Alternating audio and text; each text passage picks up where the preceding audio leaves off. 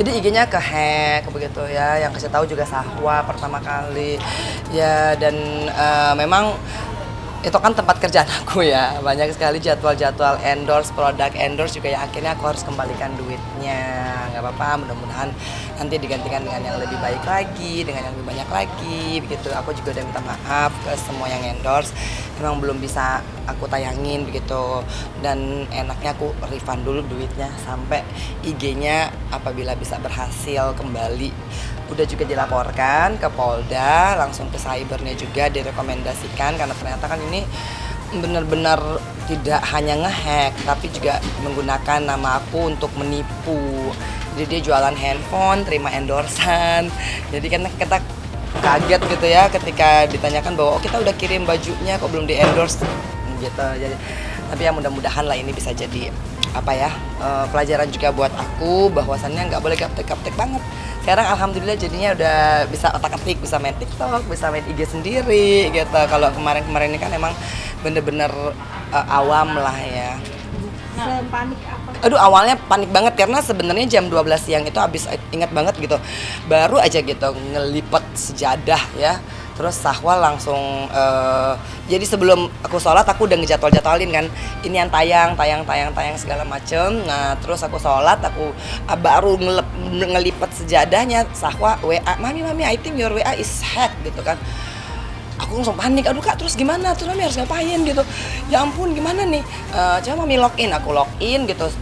Ketika aku login, setelah masuk kan disuruh send verification. Nah ternyata kode yang di send itu dia si hacker udah ganti jadi nomor teleponnya dia, jadi kodenya tuh nggak terkirim ke handphonenya aku. Nah walhasilnya udah berkali-kali dicoba, kata Sahwa Mami just report is being hacked gitu. Nah, aduh thank you so much lah for my genius daughter ya. Dan setelah itu aku lapor dan memang sekarang kayaknya posisinya lagi di freeze ya. Jadi nggak ada yang bisa login mungkin semuanya ya. Bismillah aja deh, aku akhirnya jadi main TikTok, aku jadi buka IG baru gitu. Cuman memang kayaknya sih aku juga minta tolong kepada kepolisian Republik Indonesia lah, karena yang tertipu ini kan nggak cuma 1-2 orang ya. Kasian banget aku tuh, bener-bener pas besok harinya tuh banyak yang telepon gitu. Mereka tuh pertama minta kembaliin duitnya karena mereka sudah membeli handphone. Nah, dan itu ada beberapa orang yang mungkin tergiur kali ya.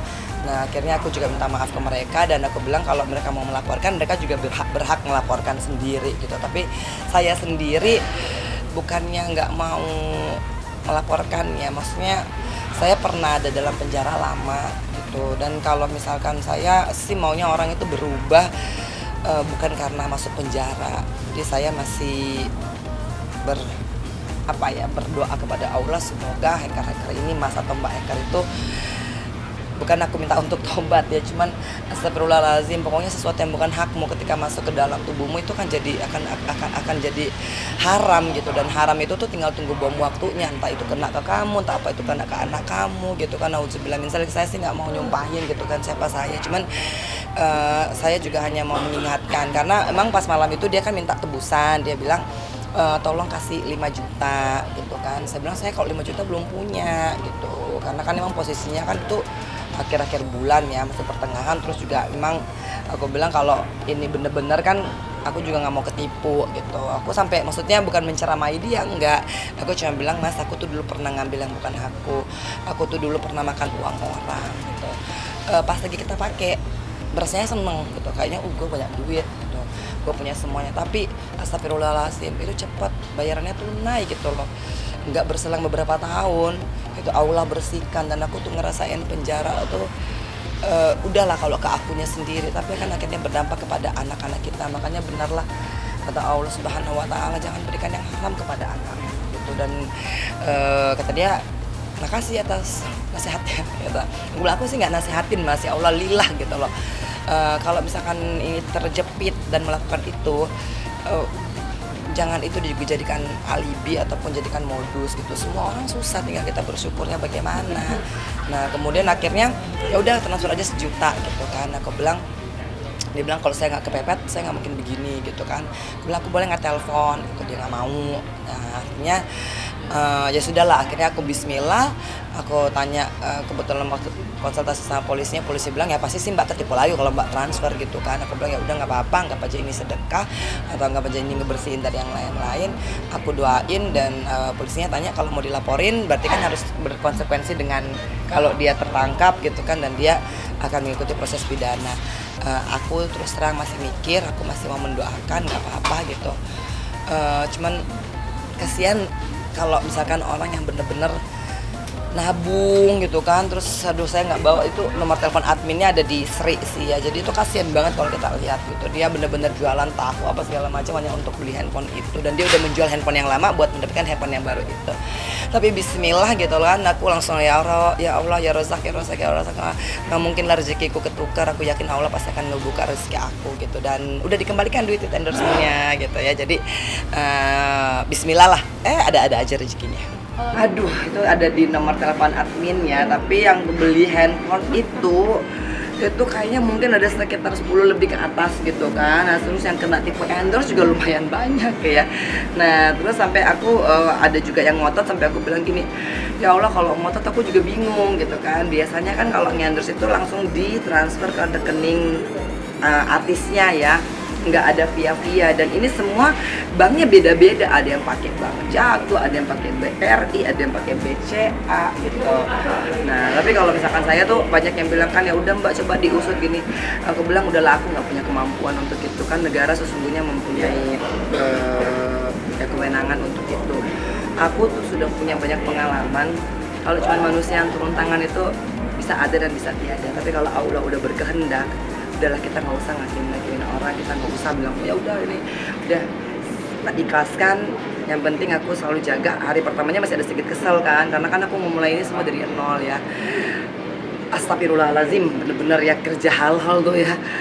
Kalau dulu kan aku tuh kan gampang ya ini itu ya.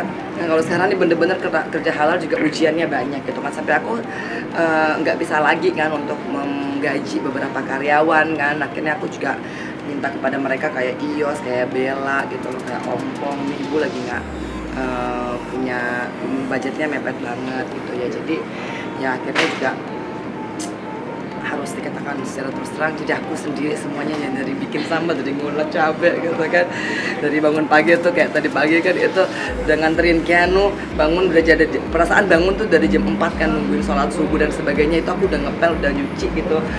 Pas habis sholat subuh aku langsung dandan karena aku harus ngisi di masjid di Tangerang. Nah tapi kalau misalkan aku nggak nganter Keanu dulu ya kan, aku balik aku pasti nggak sempat, jadi aku udah dandan full, aku pengantarin Keanu sekolah, habis itu aku langsung ke masjid, habis itu pulang aku masak buat oma dan opa, habis itu aku langsung kesini gitu kan. Kadang-kadang ya Allah ya Rahman ya Rahim, astagfirullahalazim, tapi aku yakin Allah pasti akan membuka rezeki aku, dan kerja halal itu walaupun capek sekarang, insya Allah aku terus yakin dengan itu, aku terus bertawakal. Kalau dirupiahkan berapa kerugian? Ratusan itu. Karena kan aku ke cancel banyak juga yang mau endorse eksklusif gitu kan. Sebenarnya ini ada beberapa yang brand gede justru yang udah tinggal deal harga. Jadi tapi ya udah nggak apa-apa gitu. Aku juga bilang ke mereka, aku sendiri yang tidak mau menerima karena kan aku nggak tahu kapan IG aku balik gitu kan. Jadi karena bundling. Jadi dia tampil di IG, tampil di TikTok, tampil di YouTube dan medsos lainnya gitu kan.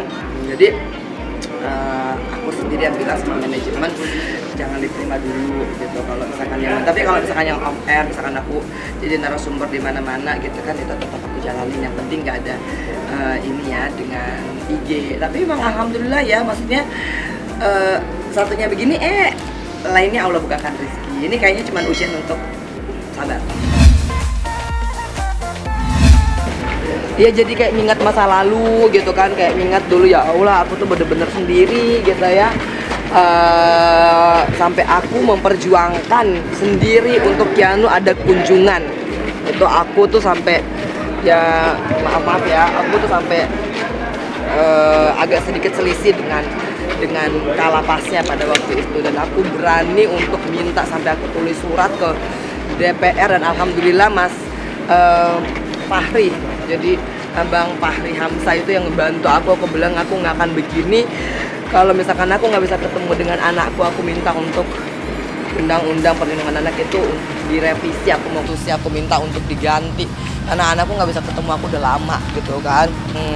Kalian boleh hukum aku, kalian boleh hina aku, kalian boleh berkatanya jadikan aku keset, tapi jangan ambil haknya Keanu untuk ketemu dengan aku.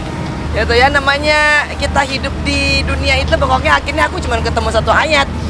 Yaitu apa? Hanya Allah lah hakim yang seadil-adilnya.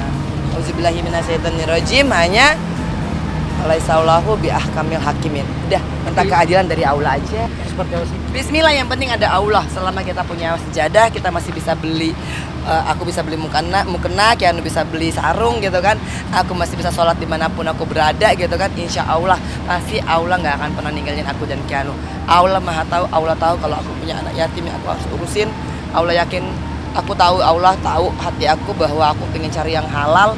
Gitu. Bisikan setan udah banyak.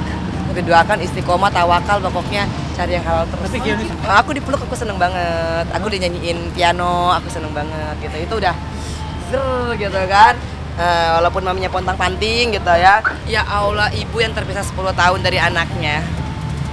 Aku kan masih ngeraba-raba gitu, tapi ketika Keanu peluk, itu aku nggak berhenti gitu. Rasanya udah pengen ngambil air wudhu, udah pengen ngambil sejadah, udah pengen ngambil mukena, mau sujud syukur. Alhamdulillah, terima kasih karena aku mendapatkan pelukan.